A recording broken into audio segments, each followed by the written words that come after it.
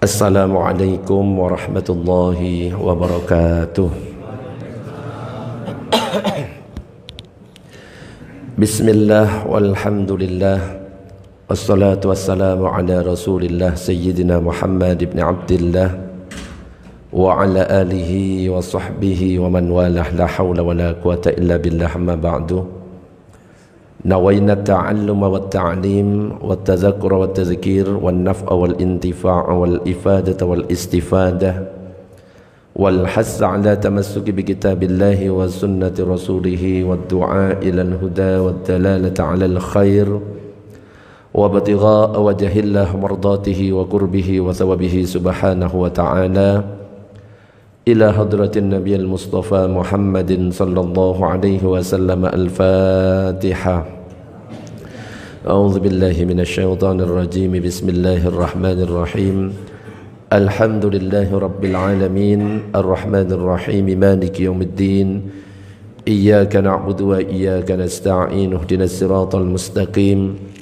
Siratal ladzina an'amta 'alaihim ghairil maghdubi 'alaihim waladdallin. Amin.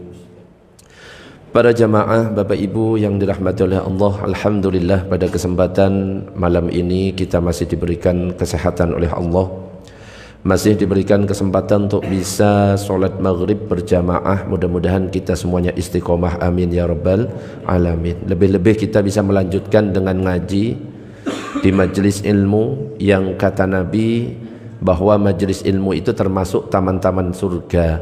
Mudah-mudahan kumpulnya kita di majelis ilmu ini menjadi muqaddimah kumpulnya kita di surga, amin ya rabbal alamin. Para jamaah, Bapak Ibu yang dirahmati oleh Allah, pada kesempatan malam ini saya akan melanjutkan kajian yang kemarin. Kemarin itu yang kita bahas adalah tentang definisi solat, juga tentang hukum dari solat, juga tentang dalil-dalil kewajiban solat, dan sempat kita bahas tentang cara niat ketika sholat. Dan yang sudah saya sampaikan adalah tentang cara niat menurut 4 mazhab ketika sholat. Tapi belum saya sampaikan tentang dalilnya, maka nanti akan saya lengkapi dengan dalilnya. Cuma sebelumnya, supaya kita nyambung dengan pembahasan sebelumnya, saya review bahwa ketika berbicara tentang niat sholat, 4 mazhab ini berbeda pendapat. Yang pertama, mazhab Hanafi, dikatakan niat itu ketika seseorang sudah keluar dari rumah, ingin berangkat ke masjid, ngambil sepeda motor, mau sholat duhur misalkan, itu sudah dikatakan sebagai niat. Itu mazhab Hanafi. Kalau mazhab Hambali, niatnya itu dilakukan sejenak sebelum takbir. Jadi niat dulu dalam hati, saya sholat fardu duhur, langsung takbir, Allahu Akbar. Makanya kalau kita lihat di Masjidil Haram atau Masjid Nabawi, itu kalau takbir ya cepat. Kenapa? Niatnya dilakukan sebelum takbir. Imam Sudais misalkan, Allahu Akbar. Kenapa? Niatnya sudah dilakukan sebelum beliau takbir. Itu kalau mazhab Hambali. Ada lagi mazhab Syafi'i dan mazhab Maliki. Ketika niat itu dibarengkan dengan takbiratul ihram. Karena dalam mazhab Syafi'i dan mazhab Maliki memberikan definisi tentang niat itu adalah an-niyatu qasdus syai' muqtarinan bi fi'lihi. Menyengaja melakukan sesuatu berbarengan dengan perbuatan. Dan yang kita lihat, solat ini perbuatan pertama adalah takbiratul ihram, maka niat dibarengkan ketika takbiratul ihram. Makanya dalam mazhab Syafi'i, mazhab Maliki, niatnya itu dilintaskan dalam hati ketika takbir, Allahu Akbar. Ketika lafaz Allahu Akbar diucapkan, di dalam hati sambil melintaskan, saya solat fardu duhur. Itu diantara perbedaan diantara 4 mazhab. Dan masalah tentang melafalkan niat harus dibedakan. Jadi lafal niat itu bukan niat. Saya ulangi sekali lagi, lafal niat bukan niat. Lafal niat itu seperti apa? Yang biasa dipraktikkan oleh orang-orang Indonesia. Seperti usolli fardad duhri arba'a raka'atin mustaqbilal qiblati ma'muman lillahi ta'ala. Itu bukan niat, tapi itu lafaz niat. Memang ketika ngomong masalah lafaz niat, para ulama beda pendapat. Ada yang mengatakan sunnah, seperti ulama mazhab Syafi'i mengatakan niat itu hukumnya adalah sunnah melafalkannya. Wa mahalluha al-qalbu wa talaffudzu biha sunnatun. Tempatnya di dalam hati, ini yang wajib, sedangkan melafalkan itu hukumnya sunnah untuk membantu hati supaya fokus. Itu kalau dalam mazhab Syafi'i. Tapi kita gak boleh heran, jangan merasa aneh ketika ada yang mengatakan bahwa melafalkan niat itu bid'ah. Gak usah merasa heran. Kenapa? Ya karena ada ulama sebagian yang lain yang mengatakan karena tidak dicontohkan oleh Nabi, maka itu adalah bid'ah. Jadi kalau kita ngomong masalah ilmu fikih, konsekuensinya pasti ada perbedaan. Dan kita ketika tahu bahwa konsekuensi dari ilmu fikih itu adalah perbedaan, maka harus ada toleransi. Gak boleh mudah menyalahkan. Kalau memang kita pakai pendapat yang mengatakan bid'ah, ya sudah, gak usah kita amalkan. Langsung saja niatkan dalam hati. Tapi gak boleh nunjuk kepada orang yang pakai usuli, kamu bid'ah. Karena ketika kita ngomong bid'ah kepada seseorang, itu secara tidak langsung kita menyesatkan dia. Kullu bid'atin dhalalah wa kullu dhalalatin finnar. Secara tidak langsung kita menyesatkan, secara tidak langsung juga menganggap dia sebagai penghuni neraka. Anggap bahwa itu bid'ah menurut saya tidak amalkan. Berarti tidak boleh menyalahkan mereka yang melafalkan. Kenapa? Mereka yang melafalkan juga punya dalil yang dipakai, meskipun kadang-kadang dalilnya tidak sama dengan dalil yang kita pakai. Dan ini ilmu fikih uniknya, kita harus mau menerima. Orang yang gak paham fikih pasti akan kaku ketika melihat orang beda, langsung salah, ini gak sesuai sunnah, itu kaku, berarti dia kurang bacaannya, kurang referensinya, sehingga apa? Mudah menyalahkan.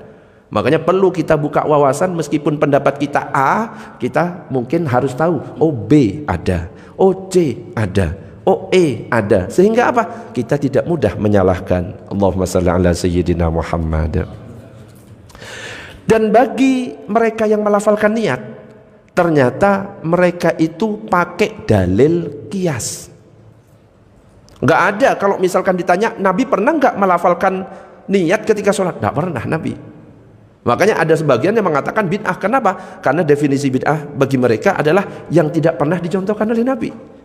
Tetapi sebagian ulama lain tidak mendefinisikan seperti itu.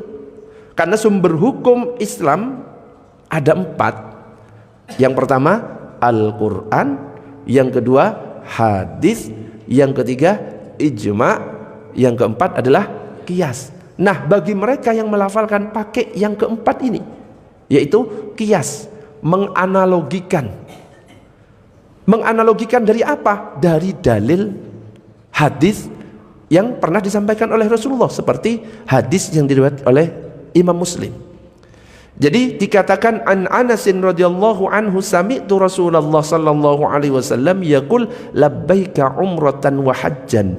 Dari Anas ibn Malik radhiyallahu anhu, dia berkata, aku mendengar Rasul sallallahu alaihi wasallam berujar mengucapkan niat hajinya, aku penuhi panggilanmu untuk umroh dan haji. Jadi ketika Nabi melakukan haji dan umroh, beliau melafalkan, beliau mengucapkan.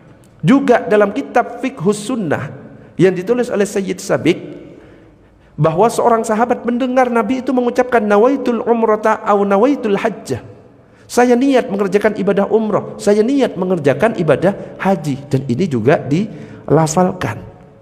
Bahkan ada dalil-dalil yang lain yang mana Nabi itu melafalkan, mengucapkan niat, tapi bukan dalam konteks sholat, dalam ibadah yang lain.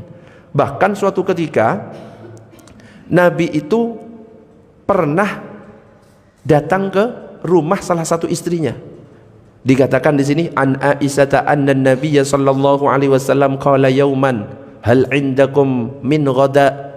Jadi diriwayatkan oleh Sayyidah Aisyah bahwa pada suatu hari Nabi berkata kepadanya, apakah kalian mempunyai makanan untuk sarapan? Qalat la. Sayyidah Aisyah mengatakan tidak ada. Qala, kemudian Rasulullah mengatakan fa inni idzan asumu. Lalu beliau bersabda, kalau begitu aku niat puasa. Dilafalkan, diucapkan. Makanya jangan heran kalau misalkan di bulan Ramadan akhirnya ada yang nawaitu sauma ghadin, terus an adai fardi syahri ramadhani hadhis sanati fardulillahi ta'ala, karena memang pakai dalil ini. Nah, kalau kondisi ini memang Nabi ini masalah puasa sunnah, makanya ini ketika bertanya itu di pagi hari, tidak sampai duhur, tidak sampai menjelang duhur. Ketika bertanya kok nggak ada makanan, beliau langsung berniat berpuasa. Ini yang membedakan antara puasa sunnah dan puasa wajib. Kalau puasa wajib harus di malam hari, ya, sampai waktu sahur, sampai waktu subuh. Tapi kalau puasa sunnah itu boleh sebelum tergelincir matahari, misalkan jam 10, misalkan jam 11, yang penting belum masuk waktu zuhur, dengan syarat belum makan sedikit pun. Nah, kalau misalkan sudah makan OT-OT 3, ya, kopi, wes apa lagi, roti, habis itu bakso 3 piring, terus niat saya berpuasa, ya nggak bisa. Syaratnya belum makan sekalipun baru dia boleh niat, meskipun di siang hari, yang penting belum tergelincir matahari. Itu kalau puasa sunnah. Nah, ini juga dijadikan dalil. Akhirnya para ulama yang mengatakan sunnah melafalkan niat menyimpulkan dari beberapa hadis tadi bahwa karena ibadah haji itu ibadah, umroh juga ibadah, puasa juga ibadah, sholat juga ibadah, sama-sama ibadah, maka akhirnya dianalogikan atau dikiaskan.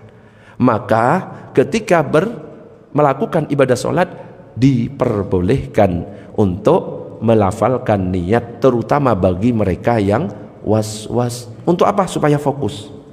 Tapi hati-hati dengan masalah was-was, ini bahaya, ya. Bahkan yang was-was itu kadang-kadang di pondok-pondok pesantren, santri. Banyak kejadian-kejadian orang was-was itu. Takbir itu loh nggak selesai-selesai. Kalau sudah imam salam, assalamualaikum warahmatullahi wabarakatuh, Allahu akbar. Nah, itu bahaya was-was itu. Jadi jangan sampai ada was-was dalam diri kita, karena itu merupakan penyakit, ya.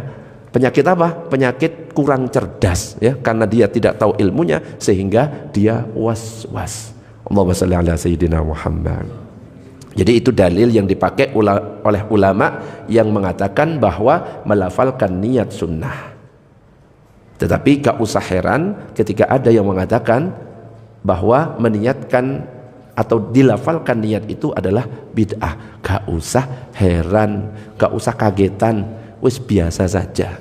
Yang penting intinya silahkan Anda mau melafalkan niat, oke. Saya tidak melafalkan niat. Yang penting apa? Kita lihat persamaannya. Sing penting sama-sama sholat, wis selesai.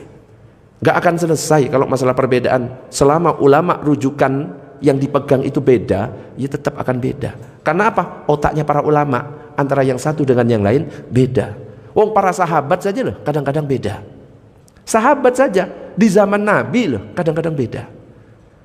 Ibnu Mas'ud misalkan, Ibnu Mas'ud dengan Utsman bin Affan.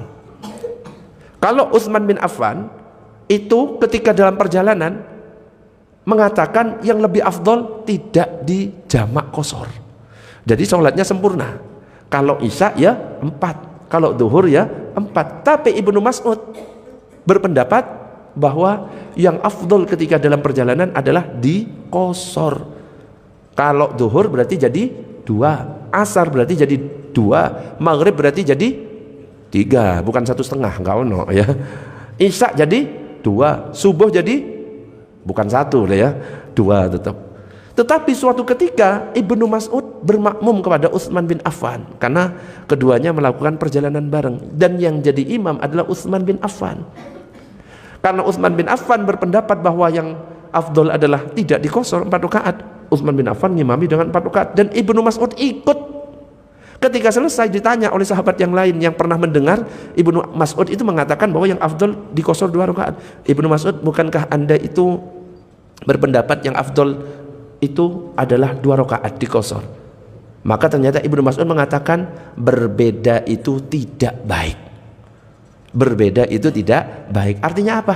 ayo ikuti sesuai dengan apa yang dilakukan oleh imam. Makanya ada hadis Nabi yang mengatakan innama ju'ilal imamu liyutamma bih. Imam dipilih itu untuk diikuti. Imam kunut, ya kunut. Imam gak kunut, gak usah kunut. Imam takbir, takbir. Imam sujud, sujud. Imam gak sholat, ya ojo diikuti. Ya, sing baik-baik aja yang diikuti. Imam zikirnya bareng, ya sudah ikuti sajalah. Imam gak zikir misalkan sir, ya sir aja gak apa-apa. Jadi gak usah dibuat ribut. Berbeda itu boleh, yang tidak boleh adalah berpecah belah. Wa'tasimu bihablillahi jami'an wa la tafarraqu. Kita itu diperintahkan untuk berpegang erat pada tali Allah dan jangan berpecah belah. Allahumma shalli ala sayyidina Muhammad. Itu kelanjutan pembahasan yang kemarin tentang masalah niat. Sebelum saya lanjutkan ke berikutnya, mungkin sampai di sini ada yang mau didiskusikan atau ditanyakan. Pertanyaannya bebas, tidak hanya yang saya sampaikan. Monggo Bapak Ibu, ada? Kalau tidak ada, ini lanjut ke berdiri nanti. Ada Bapak Ibu? Masih belum? Di sini ada yang mempraktikkan melafalkan niat? Ada? Ada yang tidak melafalkan niat? Ada. Apakah saling menyalahkan? Tidak. Bagus, kayak gini nih bagus. Ya, aman. Seandainya semuanya seperti itu, insya Allah damai ya. Indonesia damai. Islam akan jaya. Nah, yang berikutnya adalah tentang masalah berdiri ketika sholat.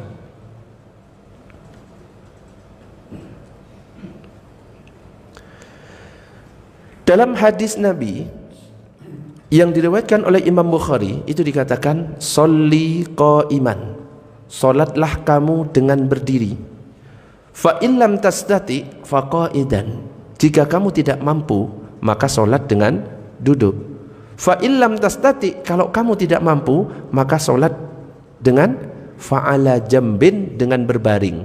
Berbaring itu berarti posisi kepala ada di utara, kaki ada di selatan, menghadap ke arah kiblat seperti ketika jenazah dibaringkan.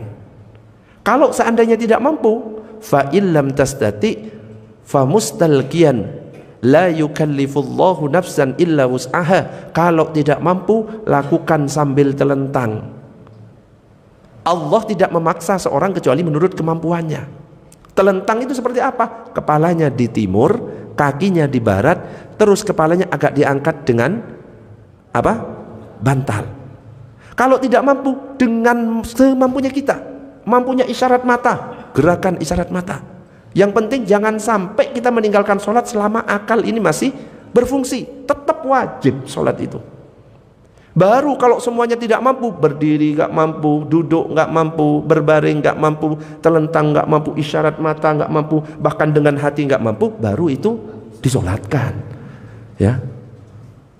Dan ketika berdiri, para ulama itu ngasih ilmu cara berdiri. Kalau kita lihat ada yang sampai mekangkang, pernah lihat? Mekangkang lebar bahkan ngejar kakinya orang, pernah lihat benda? Terus yang di samping iseng, tambah lari, tambah lari, tambah lari, tambah jauh, akhirnya mekangkangnya lebar. Ternyata 4 mazhab itu sudah memberikan pembahasan tentang apa namanya? Ketika berdiri. Nah, ini pembahasannya.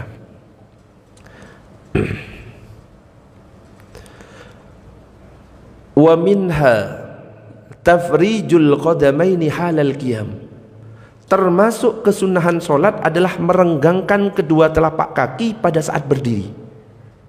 Jadi kalau laki-laki itu direnggangkan antara kaki kanan dengan kaki kiri. Berbeda dengan ibu-ibu. Kalau ibu-ibu itu serba rapat. Kalau dalam mazhab Syafi'i, kalau ibu-ibu itu dempet kaki kanan dengan kaki kiri. Berbeda dengan bapak-bapak. Bapak-bapak direnggangkan antara kaki kanan dengan kaki kiri ketika berdiri. Bihaitsu la yakruna bainahuma, sekiranya tidak didempetkan di antara keduanya. Wala yuwassi'a illa bi'udrin kasamnin wa nahwihi, dan tidak dilebarkan kecuali karena uzur seperti karena gemuk dan sejenisnya.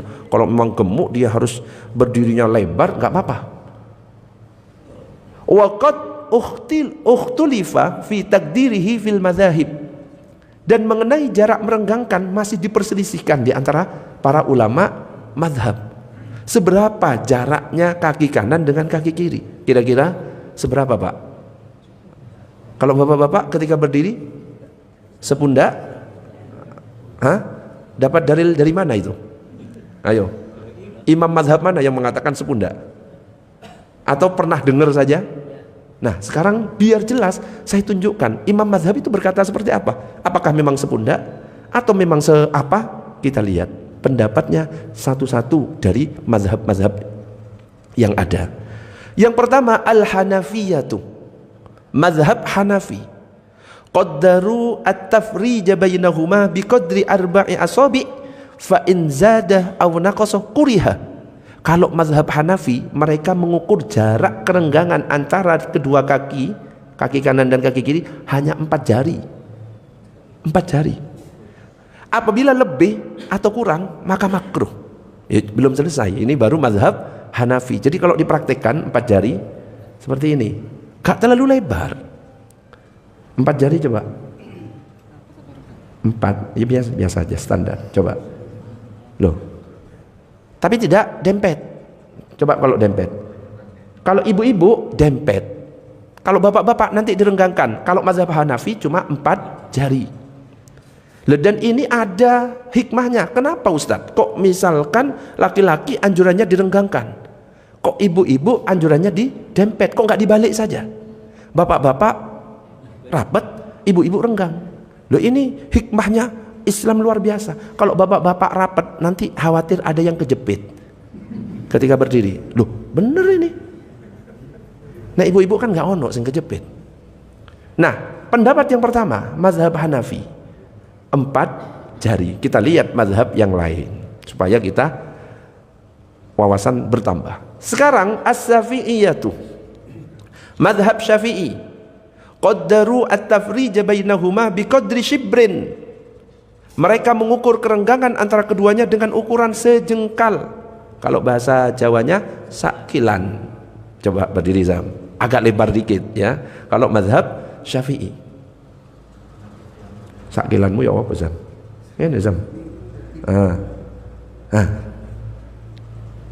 Jadi kalau mazhab Hanafi berapa? 4 jari. Kalau mazhab Syafi'i sakilan ya. Belum ada yang ngomong sak pundak. Belum ya. Kita lihat apakah ada yang bilang nanti ya. Berarti kalau nggak ada yang bilang, berarti itu yang bilang jamaah Masjid An-Nur ya. Allahumma shalli ala sayyidina Muhammad. Yang berikutnya yang ketiga, al-Malikiyatu qalu. Mazhab Maliki mengatakan tafrijul qadamaini mandubun la sunnatun wa qalu al-mandubu huwa ayyakuna bihalatin mutawassitatin bihaitsu la yadummuhuma wa la yuwassi'uhuma katsiran hatta yutafahasha urfan. Merenggangkan kedua telapak kaki dianjurkan, bukan sunnah. Mereka berkata yang dianjurkan yaitu dengan posisi sedang, sekiranya tidak mendempetkan keduanya, tidak pula terlalu melebarkan, sedang-sedang. Berarti apa? Ya sekitar berapa? Ya 4 sampai 5. Yang penting tidak sampai mekangkang. Yang penting tidak mendempet.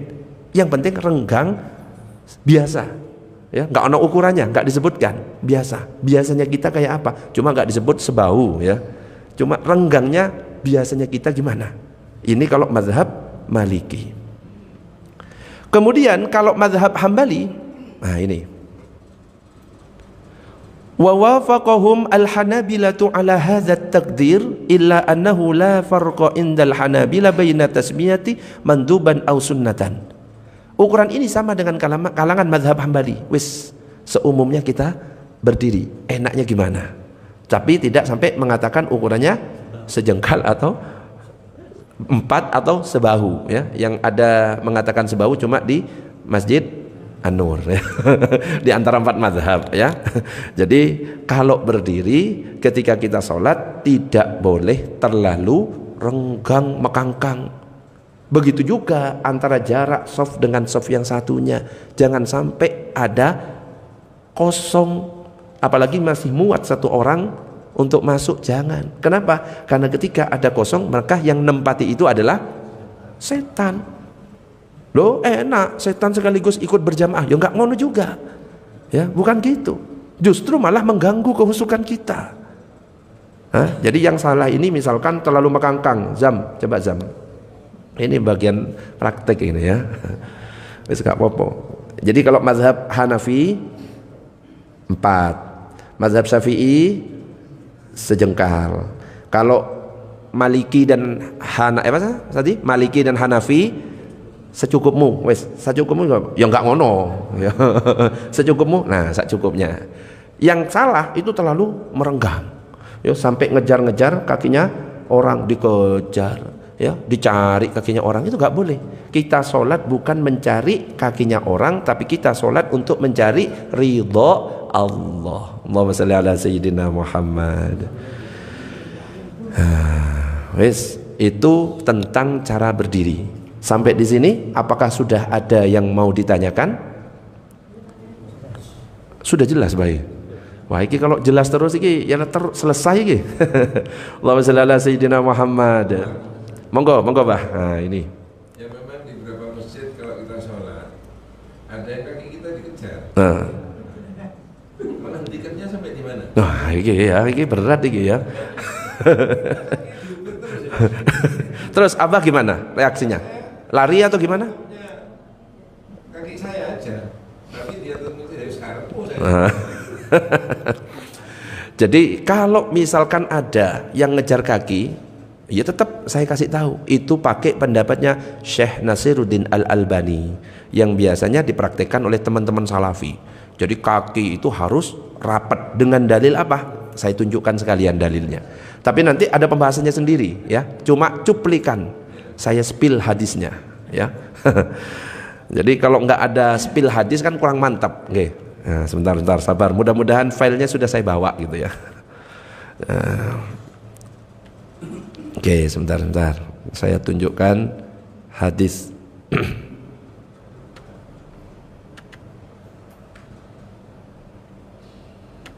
Nah, ini belum muncul. Nanti ada pembahasan. Ini insya Allah ada 49 slide. Kalau kita bahas insya Allah sampai jam 10 malam. Makanya tak kasih cuplikan saja. Nanti ada pembahasannya.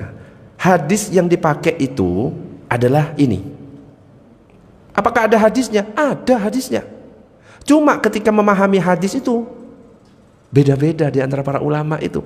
Ada yang memang tekstual sehingga dipraktekkan seperti itu. Nah, contohnya ini. Nah, ini hadis yang pendek biar enggak kepanjangan.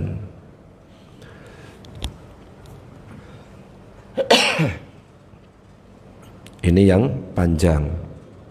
Cari sing lengkap. Nah, oke. An Anasin ibni Malik anin Nabi sallallahu alaihi wasallam qala. Dari Anas bin Malik dari Rasulullah sallallahu alaihi wasallam, beliau bersabda. Jadi ketika Rasulullah salat, beliau itu mengatakan aqimu sufufakum. Artinya apa? Tegakkan saf kalian. Nabi enggak mengatakan kejar kaki sebelah kalian, injak kaki kalian.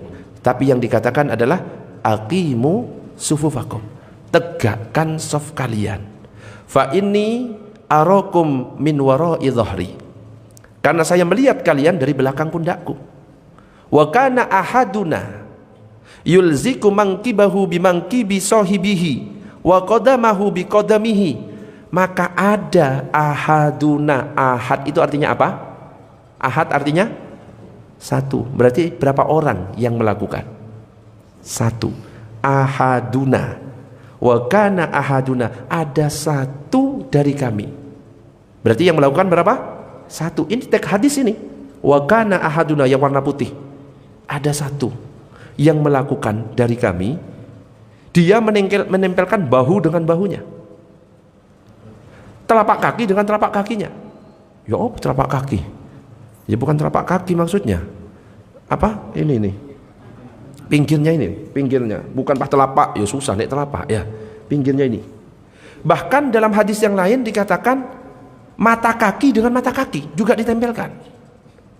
Kalau di hadis yang lain dikatakan ra'aitur rajul. Rajul itu artinya apa? Kalau dalam bahasa Arab, rojul itu artinya satu orang laki-laki. Kalau dua, rojulani, dua orang laki-laki. Kalau tiga, rijalun, banyak, atau bukan tiga, banyak orang laki-laki. Tapi dalam teks hadis yang melakukan adalah ro'aitur rojul, berarti berapa orang? Satu orang. Jadi satu orang itu ada yang sampai kayak gitu. Apakah disebutkan ini sahabat Nabi yang bernama Abu Bakar, Umar, Utsman, Ali? Enggak. Kalau seandainya itu Abu Bakar, Umar, Utsman, Ali, maka akan disebutkan wakana Abu Bakrin, wakana Utsman. Ini enggak disebut. Berarti ada sahabat yang memang tidak terkenal melakukan sampai segitunya. Apakah ini perintah Nabi untuk merapatkan? Enggak. Perintah Nabi itu hanya mengatakan tegakkan saf kalian. Nah, bagi yang mereka yang mengamalkan sampai rapat-rapat seperti itu, pakai ini. Pakai sunnahnya satu orang ini. Ya kita ya nggak boleh menyalahkan. Ya, kalau memang kita sholat di tempat yang seperti ini, ya manut aja. Ya, yang penting itu nggak ribut. Ada yang memang renggang-renggang, ya ojo diikuti juga. Kadang-kadang ada renggang di kampung-kampung, renggang. Itu juga nggak sempurna. Karena apa? Sawu sufufakum fa inna taswiyatas sufufi min tamamis shalah, min iqamatis shalah. Rapatnya shaf itu apa? Merupakan bagian dari kesempurnaan sholat. Jadi kalau ada yang pakai ngejar-ngejar, itu pakai pendapat ini. Cuma ini bukan pendapat jumhur, pendapatnya Syekh Naziruddin Al-Albani. Untuk pendapat ulama-ulama yang lain tidak mengatakan seperti ini, tapi pembahasannya nanti saat masuk bab ini. Itu hanya cuplikannya. Allahumma shalli ala sayyidina Muhammad. Ada pertanyaan yang lain? Monggo silahkan.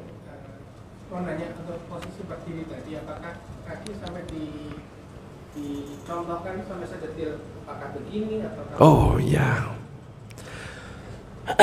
Tentang berdiri, sunnahnya ketika berdiri itu menghadap ke kiblat. Ya, tapi kadang-kadang ada yang kakinya susah. Bentuk V misalkan, itu tetap sah. Tapi kalau ditanya sunnahnya gimana? Ngadep kiblat. Coba Zam, praktek ya. Hadap kiblat.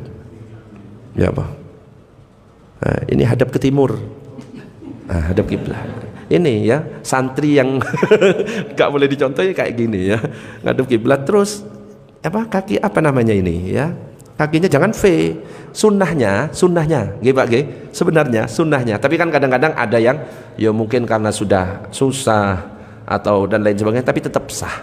Tapi kalau mau yang sempurna, yang sunnah, nah ini masih sah ini meskipun bentuk V, tapi yang afdol lurus. Coba Sam, sejengkal, atur sejengkal. Tapi ini kadang-kadang agak susah bagi ya beberapa orang. Tapi kalau mau yang sunnah, hadapkan ke kiblat. Itu sunnah saja. Zam, makasih. Nek ngadep kiblat iku sono ya, duduk sono. Ada pertanyaan yang lain? Monggo silakan. Sebentar lagi. Monggo. Untuk berdiri, untuk ukuran rapat shaf. Itu yang diukur dari jamaah dengan jamaah lain. Apanya gitu ya? Oke. Untuk ukuran rapatnya shaf itu seperti apa? Ada yang bisa membantu nizam satu orang untuk berdiri bareng? Bah, yang nanya bagi tanggung jawab nanya ini. Oke, hadap kiblat. Kalau misalkan kita melihat di suatu tempat yang mungkin Abah tadi dikejar-kejar, gak usah heran, pakai pendapatnya Syekh Naziruddin Al-Albani yang biasanya dipraktekkan oleh teman-teman Salafi. Itu nggak masalah, nggak apa-apa. Yang penting sebelahnya nggak risih. Yang jadi masalah kalau sebelahnya risih, karena tidak semua orang kalau didempetkan itu risih. Ya apa sih? Tidak semua orang kalau didempetkan mau atau tidak risih. Nah, ya. Kalau misalkan pakai pendapat yang ekstrim lah, dempetkan. Ini agak susah. Ya, dempetkan itu agak susah dan memang ya susah. Ya. Tapi tidak salah. Ini pendapat Syekh Naziruddin Al-Albani. Tapi kalau mau pakai jumhur ulama, enggak seperti itu. Yang jadi ukuran rapat shaf bahu.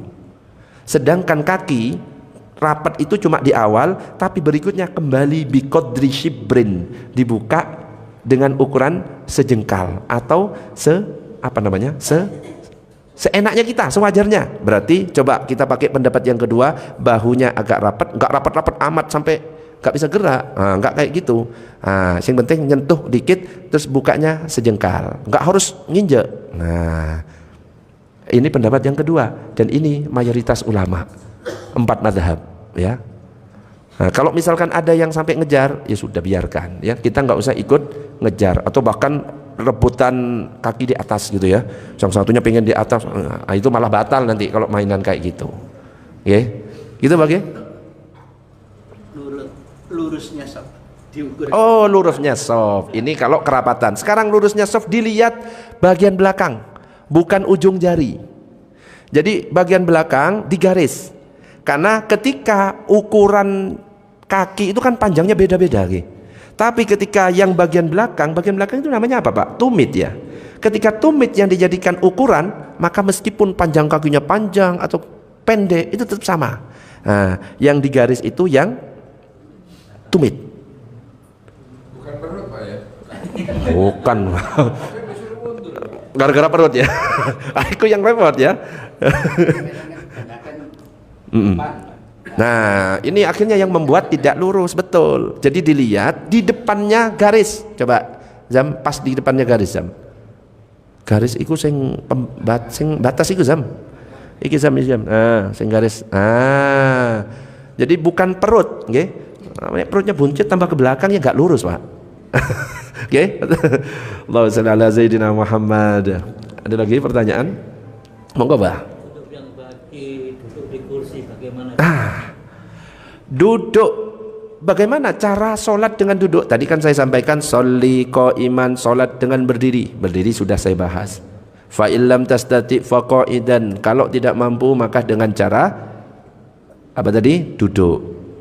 Bagaimana dengan cara duduk? Duduk yang paling afdol sebenarnya duduk iftirash. Itu duduk yang afdol. Loh, kok wis habis? Iki lanjut dulu atau gimana? Lanjut nggih. Ini eman iki, penting. Zam, duduk iftirash. Ojo memalu-maluin gurunya, Zam. Duduk sing bener. Duduk ngadep kiblat, enggak ngadep ke timur. Pinter. Duduk iftirash. Nah, yang afdol gini, Bah. Kalau memang mampu, ya. Kalau mampu seperti ini. Ustadz gak mampu, saya mampunya tawarruk. Duduk tawarruk tahiyat akhir. Boleh. Ustadz gak bisa, bisanya bersila. Boleh bersila. Ustadz kaki saya gak bisa ditekuk, hanya bisa selonjor. Ustadz gak bisa, kaki saya hanya bisa diangkat. Ojo ya, diangkat malah kayak kencing gitu ya. Nah, Ustadz gak bisa, saya bisanya duduk di kursi. Boleh. Karena apa? La yukallifullahu nafsan illa wus'aha. Allah tidak membebani, sesuai kemampuan. Nah, kursi itu lurusnya di mana? Kan ada menjorok.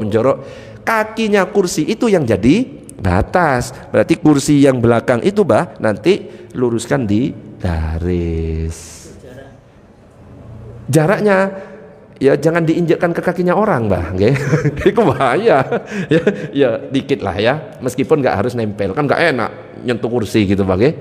Yang penting sekiranya rapat gitu, Bah. Allahumma shalli ala Sayyidina Muhammad. Masih ada pertanyaan? Monggo. Kalau nggak ada ini ditutup, kalau ada terus sampai besok nggak apa-apa. Ada? Ini cuma nambah 1 bab ini, baru berdiri loh ya. Belum takbir, belum sendekap. Karena nanti saya jelaskan apakah boleh kalau saya tidak sendekap. Karena kalau kita lihat di Masjidil Haram, Masjid Nabawi, ada yang nggak sendekap. Nggak salah, itu ada dalilnya juga. Allahu Akbar, berdiri. Tapi kan nggak enak kalau kita ya, kayak apa? Ya nggak ada kerjaannya. Tapi itu bukan nggak ada kerjaannya, itu memang gayanya gitu.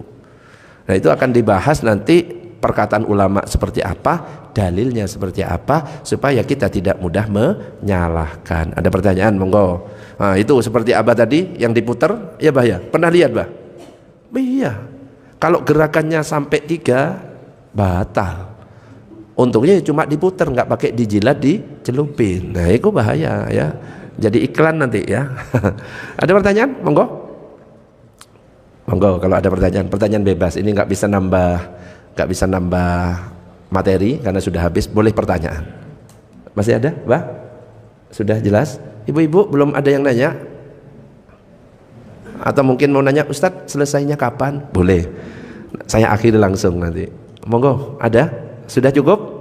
Kayaknya sudah cukup, insya Allah nanti dilanjutkan bulan depan. Mudah-mudahan sedikit yang saya sampaikan bermanfaat. Kita tutup dengan doa kafaratul majlis. Subhanakallahumma wa bihamdika asyhadu an la ilaha illa anta astaghfiruka wa atubu ilaik. Demikian, assalamualaikum warahmatullahi wabarakatuh.